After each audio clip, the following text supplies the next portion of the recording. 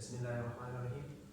Students of second year, we are going to discuss organization of nervous system, that how the nervous system had been organized in different members of kingdom Animalia, and then we will discuss organization of nervous system in humans, that is the most advanced and complex nervous system. And if we look towards the organisms, though the first organisms that are the simplest protozoans organisms, in the present classification they are removed from kingdom Animalia and they are Parta protesta. But if we look towards the nervous system, the protozoans, they are the simplest organisms and they have no nervous system at all. Though the cell, it is a bit sensitive to certain type of stimuli, but there is no nervous system. Then the members of kingdom Animalia, they start from porifera. They are normally called as parazoa. That are the multicellular but leg tissue and organ level organization. So as there is no organ and tissue organization, so again they contain no nervous system at all. But still the cells are sensitive to certain simple type of stimuli and are able to show their response. The first sign of nervous systems, it is seen in members of Coelenterata, but again in Coelenterata that are also called as cnidarians, they contain a nervous system in the form of neuronate, which is called as diffuse nervous system. So again there is no centralized nervous system. But from the cnidarians, when we reach into phylum Platyhelminths, that are also called as flatworms, in the flatworm for the first time in history it happens that certain cell bodies, they organized in the most interior regions of the body and they form the first simplest nervous system, as they also shows cephalization. So as they contain a true interior region, so in the interior regions there are the first sign of central nervous system. Then from flatworm up to the members, all the organisms have a centralized nervous system. Now come and discuss the nervous system in humans. And as in humans, we know that they have the most advanced and complex nervous system. This nervous system, अगर हम इसको देखें तो broadly this nervous system in humans, it can be categorized into two names: central nervous system and peripheral nervous system. The central nervous system, it consists of brain and spinal cord, which is also called as the processing and the command unit, because they will receive informations, will interpret information, will analyze and will then send commands. That's why it is called as the processing and command unit. While the peripheral nervous system, it consists of sensory nerves and motor nerves. The sensory nerves, they carries the information from the receptor back into the central nervous system. So they connect the body with the central nervous system. While the motor nerves, they carries the information from central nervous system towards the body. I connect central nervous system with the body, but now the motor nerves, when they carries information from central nervous system towards the body, this information, they are of two types. Sometimes these information, they are about the voluntary activities, while at other times these informations are about involuntary activities. So the motor nerves, they are further categorized to form two types of nervous system in the human body. One is called somatic, peripheral somatic nervous system. This somatic nervous system, somatic peripheral nervous system, it carries information about the voluntary activities. And the other is called as autonomic peripheral nervous system, autonomic nervous system, that carries information about involuntary activities. Now again, if we look towards the involuntary activities that are occurring in our body, for example, heartbeat, it is not in our control, breathing movements, it is not in our control. Though sometimes we may hold our breath for a certain time, but then again it becomes involuntary. So it is an involuntary activity. Now these involuntary activities, they again occur in two different ways. Sometimes we are in cool and calm condition, i.e. at the time of rest, and the involuntary activities occur. And sometimes it happens that we are in emergency condition, that is actually called as fight or flight responses. So at that time the involuntary activity becomes totally different. So the autonomic nervous system, which carries information for those involuntary activities that occur in the body at the time of rest, it makes a peripheral nervous system which is called as parasympathetic autonomic peripheral nervous system. And the involuntary activities that occurs at the time of emergency, fight or flight responses, they form a nervous system that is called as sympathetic autonomic peripheral nervous system.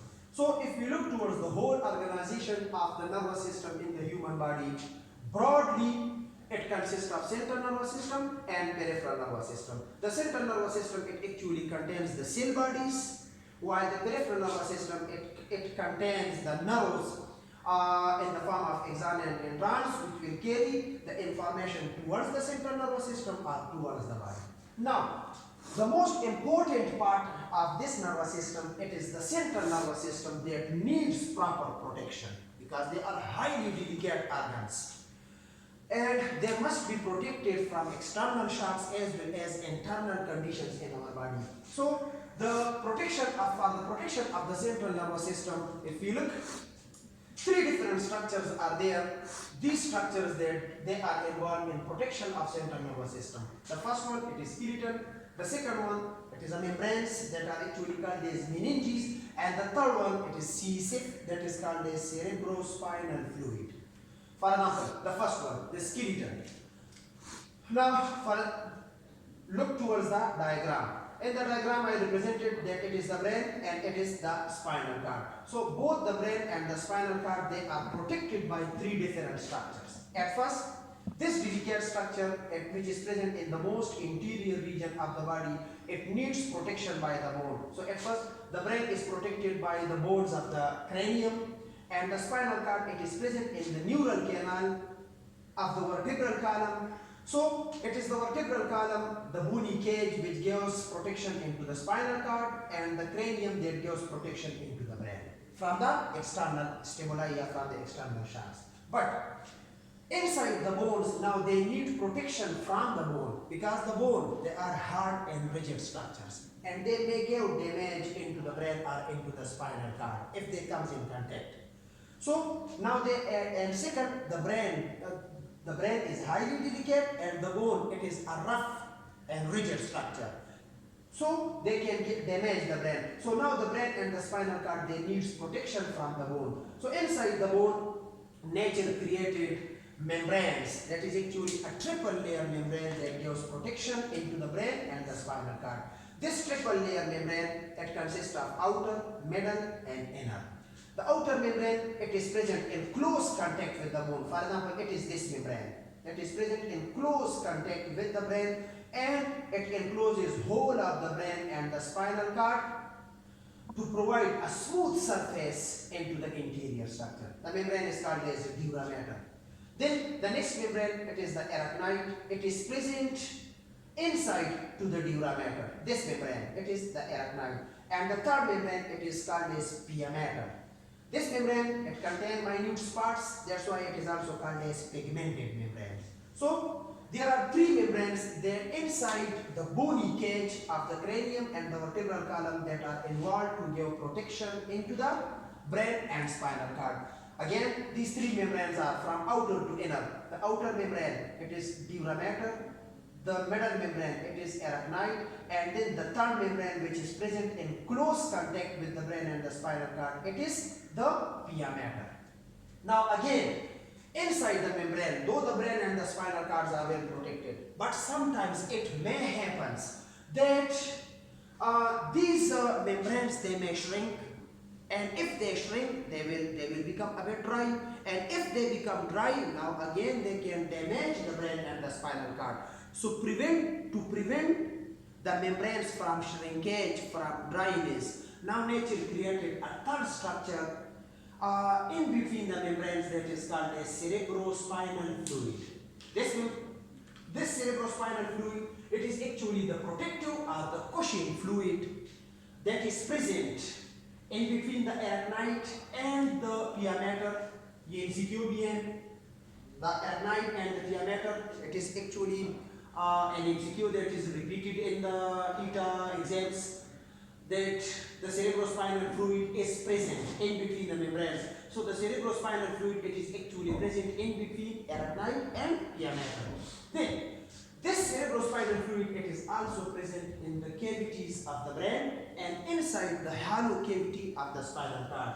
If you look towards the spinal cord, so the spinal cord, it is not a closed structure, it is not a solid structure, but in between the spinal cord there is a hollow cavity. This hollow cavity, it contains the cerebrospinal fluid. So the cerebrospinal fluid, it is present in the hollow cavity of the spinal cord, as well as it is present in the cavities of the brain. We'll discuss it in the brain. Then the brain contains 4 different cavities in which the cerebrospinal fluid is present. Now, how the cerebrospinal fluid is produced in between these membranes are in the cavities of the brain. So there are 3 different ways by which the cerebrospinal fluid is produced between the membrane. Either this fluid, it is produced over here by the process of diffusion. For example, with the blood, it is carried by the blood capillaries. At the capillary bed, continuously leakages of material occurs, and it may form the cerebrospinal fluid, or by ectotransport, or it is done by another important process that is called pinocytosis of the glial cells. So by these 3 different ways, the cerebrospinal, it is created. Now, the cerebrospinal, why the cerebrospinal fluid is produced? As I already stated, that the cerebrospinal fluid, it is produced in the cavities of the brain and in between the membranes to give protection as well as to prevent the structure from shrinkage. So the main function of the cerebrospinal fluid is to provide a fluidity into the structure in which there will be less friction and the structure will be present normally.